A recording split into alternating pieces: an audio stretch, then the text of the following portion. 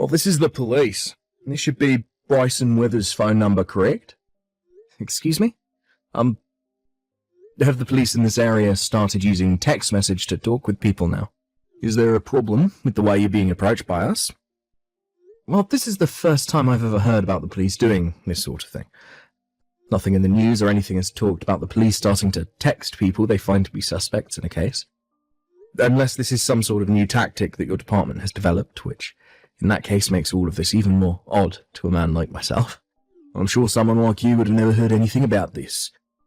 But recently, the police force here has started to update all their methods of reaching out to suspects, one such way as through text. It's a more hands-off approach, and allows for there to be less of a chance that an officer or the suspect gets harmed. Being that we are the police, it's not difficult for us to get people's phone numbers. That's very interesting. I'll have to look into all of that at a later date then. So now, why would the police be reaching out to me right now, over text? Well, Bryson, I'll give you the reason for why I'm talking with you now. It was a victim's report about a fraud case you're a part of, and in that report they say they had been scammed by her, so you're going to need to pay $50,000 as settlement to them. And that's why I've got in touch with you. Excuse me? So what you're saying is that I'm being blamed for committing a crime, a scam, on someone, and will now need to pay a settlement for it? As far as we're aware, there will be no court hearing for this case, as you've already been proven to be the scammer. And what you'd done had been made clear to us in the victim's report. I'm sorry, but I've never scammed anyone, or committed any sort of fraud. So then this could mean you were acting on another's behalf, not knowing you were committing a crime. Perhaps when you committed the scam you were under the influence, don't recall your actions. That can't be. I've never consumed enough alcohol before to make me blackout drunk. It is known that when people become that inebriated, they'll usually not remember any of the moments leading up to it. But I'm sorry, but that is not going to be enough to make you innocent in this case. But when it comes to things like committing fraudulent activity, the suspect must have been aware of what they were doing when committing the crime, or else it cannot be considered a purposeful crime, right? So what you're saying is the scam was an accident? Let me ask you something. There are many types of scams and frauds in this world. So, could you please explain to me in a little bit more detail what kind of scam the victim is saying I committed? Do you know what a badger game is, by any chance? Well, sort of. Isn't that a scam which targets men primarily? Where a man and a woman will target a man by having the woman approach him and start to perform sexual acts with him. And just before things become too physical, the man will take a picture of the two or video and use that as blackmail while threatening the victim to pay up or else he'll take legal action. And that's what a badger game is, right? You seem to have the description of that form of scam spot on. Thanks? That makes this all the more troubling to me. I'm not sure why it does. I don't ever remember committing a crime like that. And had I, things would be a whole lot more serious in my case. But from what I've read in this victim's report, you are the man that committed the crime, and you will have to pay for it. I think it's best that you just come forward about things and pay the victim their $50,000 that they've asked for, before we have to escalate things any further. If you are able to pay that settlement off right now, then there will be no criminal record made in your case, and you can go right back to the life you'd been living before. So really, $50,000 is pretty cheap for something like a clean record, right? Could you give me some time to think about this? Even if I wanted to pay that settlement right now, $50,000 is a large amount, and I would need some time to actually get all that money together. Understood. But I cannot allow you much time to think about this, as you are being convicted of this crime. And also, you will not be able to get away from us, as we will have eyes watching you at all times. Please do not forget that simple fact. Oh, is that so? Understood. Bryson, sorry it's been so long since I've last talked with you. And I'm sorry for showing up out of the blue again. But I have something very important to talk with you about. Are you able to chat for a few seconds? I have to make this quick anyway, so please allow me a little bit of your time. Long time no see, Chloe. What's happened to you? I know that this is going to be right out of left field for you, so I'm very sorry. What? What's going on right now? I was threatened by him. What? Threatened by who? Actually, this all started to happen because of what I did. I went and cheated, stabbing my husband in the back, and that's what led to this. What? I understand that what I did was very wrong, but I didn't know what to do about it, and I still don't know. And now I've gotten myself all caught up in something far worse than the problems I originally had, and it's scary for me, so much that I can't move. I need a professional like you to help me. Chloe, could you please calm down for me first?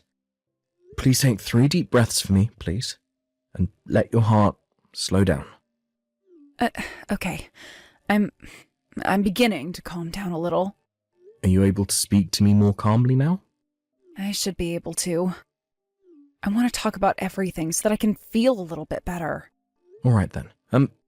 Now this could all be wrong on my part, but did you make me the target of some kind of scam? What? How do you know? Well, just a little bit ago, I got some text from a man claiming he was part of the police. Already? No, I knew something was up with the whole situation, so I played it out like I was going to believe him, then ended the conversation for a bit. I'm sorry. I didn't think he would already be starting to cause you problems. So you knew this was going to happen? Yes. Actually, originally, the real target was going to be my husband, your little brother. My little brother? He started to tell me about how crazy it was that someone like my husband could get money from the both of us just because we had an affair. But I just couldn't bear the thought of getting my husband caught up in a scam like that. And I knew that me cheating would be heard about by everyone eventually, so I went and changed my husband's contact info with yours in my phone and told him. His name's Chase, by the way, and he was the man I'd been sleeping with. But I'm sure he didn't say anything more to you besides that he was the police. I see. So that's what led to all of this. Can you tell me, have you ever participated in any other scams with that Chase guy before? Or is this your first time? This is my first time, because he forced me to help him commit it. He threatened me to. Have you talked with my little brother about what's all happened yet? I was planning to talk with him about it tonight when he got back home from work. Tonight? He had actually been gone for some time on a business trip, so, well, I'm sure he's not going to want to hear about all of this when he gets home. But I have to tell him the whole truth. This is what I get for being unfaithful. Understood. I believe that you'll do just that, then. There are still some things I'd really like to learn about this situation from you, but I'm not the one in charge here. That's right. I'm sorry about this. No, you don't have to worry about it. I happen to work with someone who can handle this sort of thing for you, so I'll go and have a chat with him right now. There is going to be a lot of work that needs to be done here, and so this is going to take some time. Please just sit tight and wait for one of us to get back to you. Okay, I'll be ready for whatever has to happen.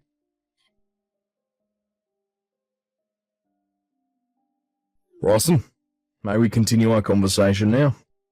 If you do not hurry up and get that money transferred over to the victim soon, we're going to have to come and arrest you. Do you understand, Rawson? By not replying to me right now, you're making things really difficult for your future self. The law will not go easy on you for not abiding. Anyway, like I said to you earlier, we have eyes on you, so there's no way for you to get away. Please just come forward, pay off this settlement.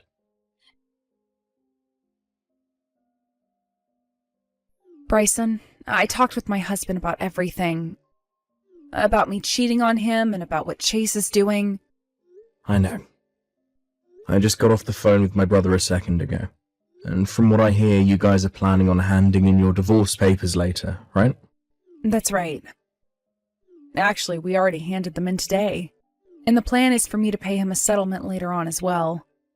But he did say he'd be kind and wait for this whole scam thing to be dealt with first before asking for that settlement. Is that right? I really messed up big time here. How could I have stabbed someone as kind as your little brother in the back like that? Well, from what he told me, he understands that him being away from work made you feel lonely, and tempted you to seek another man. But cheating is never okay. No, it is not. And due to my unfaithfulness, I got a criminal involved who's now asking you to pay up. I can't do this anymore. I regret everything so much. Chloe, you'll never be able to erase the problems you've caused, but you can still find a way to make your future better than your past, effectively causing most people to forget about it. That all depends on what you do. Okay, then that means I need to toughen up and become a better woman, and that's what I'll do.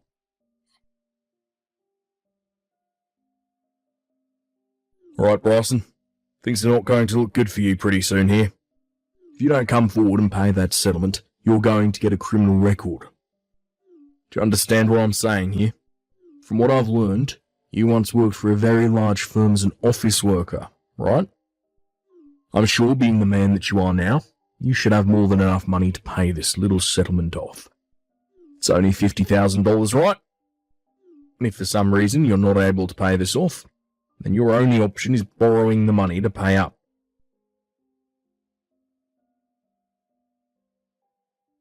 Bryson, we can no longer wait for you. If you do not have that money transferred over to us by the end of the day, we are going to have to come and arrest you. You will be given a criminal record. Do you understand? It's only $50,000, and yet you're willing to refrain from paying that and having your whole life ruined because of it. How about you say something to me? Hello, Mr. Police Officer. Huh? Oh, I'm sorry, I should have said Chase, right? So you're finally replying to me now, huh? Well, it was getting pretty dangerous right there, Bryson. Had I not told my men to stop their advance towards your place just then, you would have been raided, placed under arrest. You should be thankful for that. Now, I'm going to send you the bank account in which you can transfer that $50,000 into. Oh, Chase, before you do that... What do you want? Well, I'm just a bit concerned with how you've handled your scam here, because from what I can tell, it's so flawed that you have to be an amateur. Huh? Well, I guess you've lasted quite a while now, trying to get that money from me, even though this has to be your first time ever trying to scam someone. Well, what are you talking about, Bryson? If you keep it up with that nonsense, I'm going to have you placed under arrest. Chase, I happen to be a detective for the state police, so do you really want to try that with me? What? A detective? Although I don't normally deal with things like fraud and scams, but I am still part of the state police. That means I have the jurisdiction to work with any department in this state. Hold on a second. You're a detective? Are you kidding me? I'm not kidding. Although you would never be able to tell because we're just texting one another. Wait. There's no way you're part of the police. You're Chloe's husband, right? You're supposed to be just an average office worker. Her husband is now. But before he married Chloe, he was working for the police as well.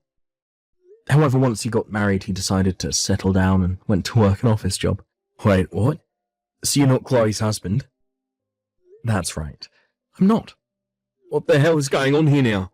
Chloe didn't want her husband to be caught up in all this scam you have going on here, and so she gave you the number of a state police detective. My number. And hoped that I would be able to deal with you for her. As she told me soon after you had first contacted me about how she needed my help. She started talking to you? She made a very smart play in changing her husband's contact information with mine, making you think that I was her husband. That's why we're here now. Did you say? That bitch. I can't let her get away with this. How about you start getting a grip on the reality of your situation first, before you start to talk about her? What? I think it's time you started worrying about yourself now, Chase. What the hell? You've come this far with your scam, so I don't think you'll be able to get away from me that easily. What the hell will you be about to do to me? I made sure to tell my troopers to get after you before you caught on to your current situation. What? But hold on a sec. This is the end for you, Chase. Your new life of crime was very short-lived. God damn it!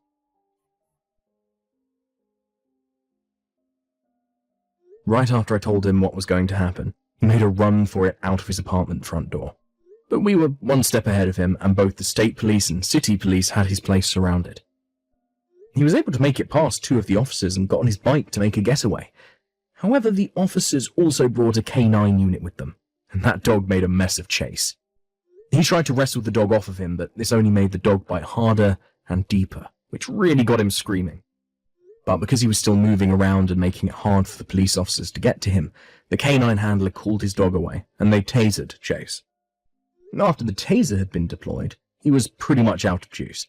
But this didn't stop the dog from slipping loose and getting a few more bites in on him, completely ending Chase's reign of terror.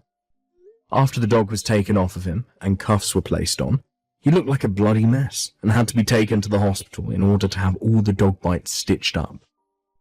There, he would spend a day getting all 319 stitches that he would need, and after the work was done, he was taken to the local police station.